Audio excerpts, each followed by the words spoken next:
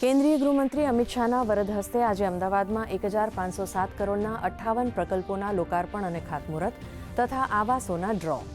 ગૃહમંત્રીનો અમદાવાદમાંથી મમતા અને સ્ટાલિન સરકારને હુંકાર.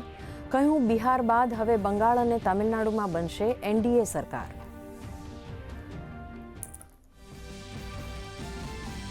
ગૃહમંત્રી અમિત શાહે આનંદીબેન પટેલના જીવન ઉપર આધારિત પુસ્તક ચુનૌતિયાં મુઝે પસંદ હૈનું કર્યું વિમોચન.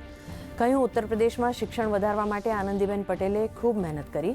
અમિત શાહે આનંદીબેનના જાહેર જીવનના યોગદાન અને શાસનમાં તેમની મહત્વની ભૂમિકાને બિરદાવી.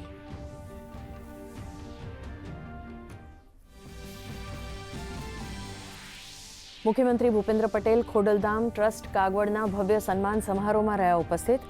કાર્યક્રમમાં ભાજપ પ્રદેશ પ્રમુખ જગદીશ વિશ્વકર્મા અને લેઉવા પટેલ સમાજના નવનિયુક્ત મંત્રીઓનું કરાયું સન્માન. મુખ્યમંત્રીએ ખોડલધામના સમાજ સેવાલક્ષી કાર્યોની કરી પ્રશંસા. પશ્ચિમ બંગાળના કોલકાતામાં સામૂહિક ગીતાપાઠનું વિશાળ આયોજન. બાબરી મસ્જિદની ઈંટો મૂકનાર તૃણમૂલના પૂર્વ ધારાસભ્યોનું ચોંકાવનારું નિવેદન. હું બંગાળનો અસદુદ્દીન ઓવૈસી.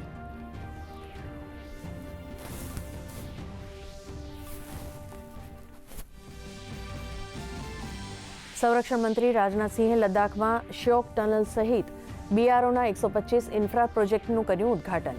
આ વિકાસ પરિયોજનામાં 58 રોડ, 93 પુલ અને 4 અન્ય પરિયોજનાઓ સામેલ.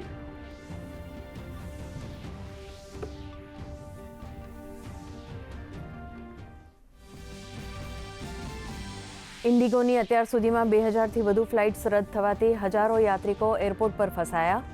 સરકારે કહ્યું, સંકટને પગલે જવાબદારી નક્કી કરવા લેવાઈ રહ્યા છે કડક પગલાં.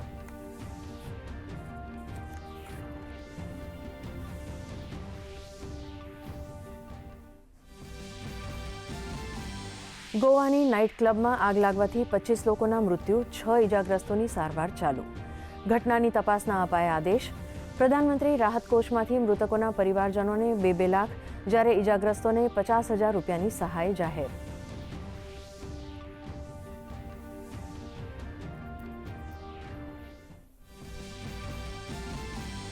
રાજ્યનું લઘુત્તમ તાપમાન ઘટતા ઠંડીનો ચમકારો. 10.6 ડિગ્રી સાથે નલિયા સૌથી વધુ ઠંડુ શહેર. વડોદરામાં 13.4, ભુજ અને ડીસામાં 13.5, તો રાજકોટમાં 14 ડિગ્રી તાપમાન. ઉત્તર ભારતના અનેક રાજ્યોમાં શીતલહેરની આગાહી.